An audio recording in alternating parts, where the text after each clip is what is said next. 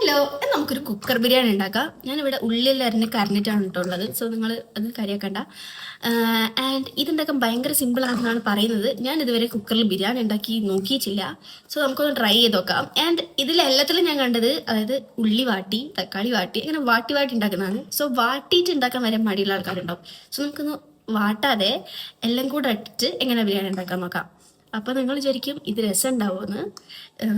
രസം ഉണ്ടാവുമെന്നാണ് എൻ്റെ ഒരു നിഗമനം. ലാസ്റ്റ് ഞാൻ പറയാം ഇത് രസം ഉണ്ടാവുമെന്ന് കഴിച്ചു നോക്കി. ഈ ബിരിയാണിയിൽ നമ്മൾ എല്ലാം കൂടെ ഒരുമിച്ചിട്ടിട്ടാണ് മിക്സ് ചെയ്യുന്നത്. ഉള്ളി, തക്കാളി, മല്ലിച്ചപ്പ്, പുതിന, ഉപ്പ്, ചിക്കൻ, തൈര്, ഇഞ്ചി, വെളുത്തുള്ളി, പച്ചമുളക് പേസ്റ്റ് എല്ലാം കൂടെ ഇട്ടിട്ട് നന്നായിട്ട് മിക്സ് ചെയ്തെടുക്കുക. ആൻഡ് ഇതിൽ മസാലയായിട്ട് നമ്മൾ ചിക്കൻ മസാലയും ഗരം മസാലയാണ് ആഡ് ചെയ്ത് കൊടുക്കുന്നത്. ആൻഡ് ഇതും നന്നായിട്ട് ചിക്കനിലേക്ക് നന്നായിട്ട് പിടിപ്പിച്ചെടുക്കുക. ആ മിക്സ് ചെയ്യുന്ന ഇതിലാണ് കേട്ടോ അതിൻ്റെ ടേസ്റ്റ്. ഞാൻ കുറച്ചും കൂടെ മല്ലിച്ചപ്പും ഉപ്പും കുറച്ച് ഓയിലും കൂടെ ഈ ടൈമിൽ ആഡ് ചെയ്ത് കൊടുക്കുന്നുണ്ട്. ആൻഡ് ഇത് മിക്സ് ചെയ്യാൻ നന്നായിട്ട് അതിൽ നിന്നൊരു വെള്ളം പോലെ വരണം.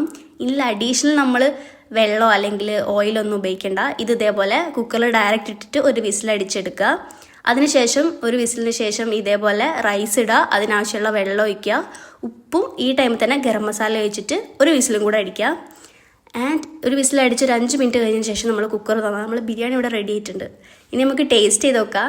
ടേസ്റ്റിംഗ് ഞാൻ പറയുന്ന ഒരു ഓക്കെ ബിരിയാണിയാണ്. നമുക്ക് സാധാ കഴിക്കുന്ന ആ ഒരു ബിരിയാണിയുടെ ടേസ്റ്റ് നിങ്ങൾ പ്രതീക്ഷിക്കരുത്. കാരണം നമ്മൾ അത്ര സാധനങ്ങളല്ലേ, ഈ പട്ട, ഗ്രാമ്പൂ, അതേപോലെ ഗീ അങ്ങനത്തെ ഒന്നും ഉപയോഗിച്ചിട്ടില്ല.